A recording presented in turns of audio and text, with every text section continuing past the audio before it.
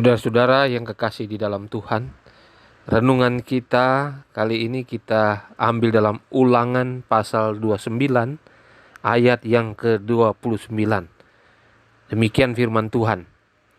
Hal-hal yang tersembunyi ialah bagi Tuhan Allah kita, tapi hal-hal yang dinyatakan ialah bagi kita dan bagi anak-anak kita sampai selama-lamanya, supaya kita melakukan segala perkataan hukum Taurat ini.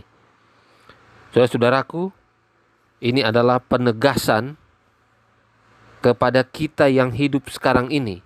Walaupun itu konteksnya adalah dulu, tetapi itu juga aplikasinya berlaku kepada kita sampai sekarang ini, bahkan sampai akhir dunia nanti.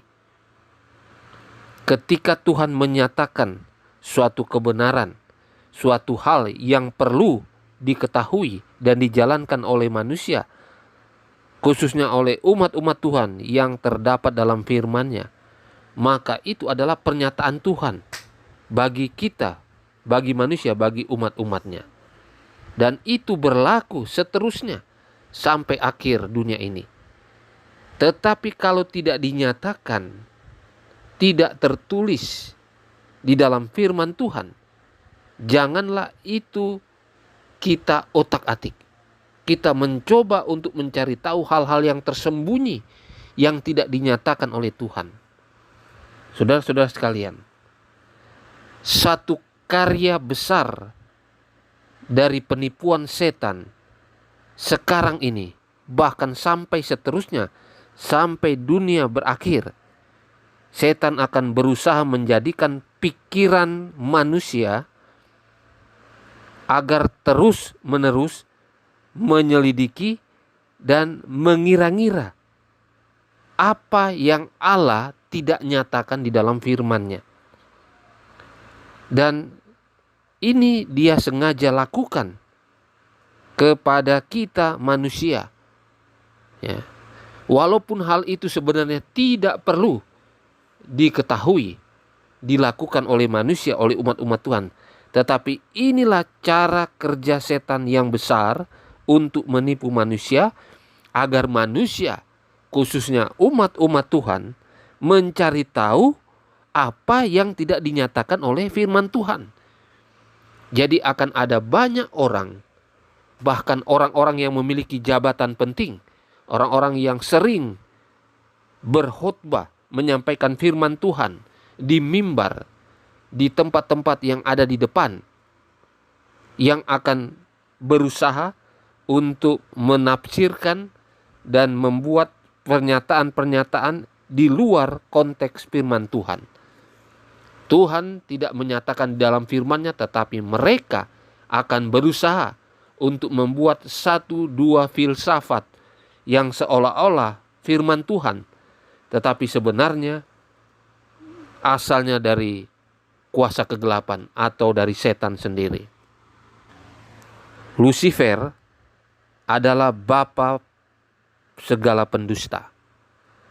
Awalnya ketika dia berada di surga, dia kehilangan tempatnya di surga oleh karena dia tidak puas untuk mencari tahu rahasia rencana Allah yang dia tidak bisa terangkan, termasuk rencana penebusan yang dijalankan lewat Yesus Kristus. Dan ini dia turunkan di bumi ini. Ketika dia diusir dari surga, dia menjadi setan, dan dia diikuti oleh sepertiga malaikat-malaikat surga. Artinya malaikat-malaikat surga yang jumlahnya sepertiga dari yang ada di surga mengikuti setan, Lucifer ini. Dan mereka sementara melakukan tugas-tugasnya untuk membawa manusia ke jalan yang menuju kepada kebinasaan. Jadi Lucifer membawa kepada pemikiran manusia sekarang ini agar berusaha untuk mencari tahu apa yang tidak diberitahukan oleh firman Tuhan. Rahasia Tuhan dia akan usahakan supaya manusia mencoba untuk mencari tahu. Sehingga Kalau kita melihat akan ada banyak orang yang akan berusaha untuk membuat doktrin-doktrin, membuat filsafat-filsafat dan ajaran-ajaran yang tidak dinyatakan oleh firman Tuhan, atau ajaran yang menyimpang, ajaran sesat. Walaupun ada kata-kata seolah-olah dari firman Tuhan, tetapi sebenarnya yang disampaikan oleh mereka-mereka ini adalah suatu hal yang tersembunyi, yang tidak Tuhan pernah nyatakan.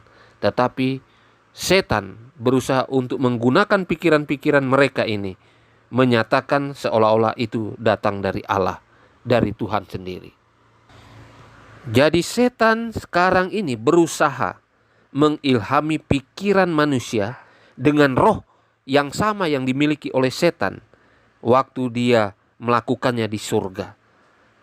Jadi dia akan memimpin mereka semuanya supaya meremehkan perintah-perintah Allah yang langsung, yang dinyatakan, yang tertulis di dalam Alkitab, dalam firman-Nya.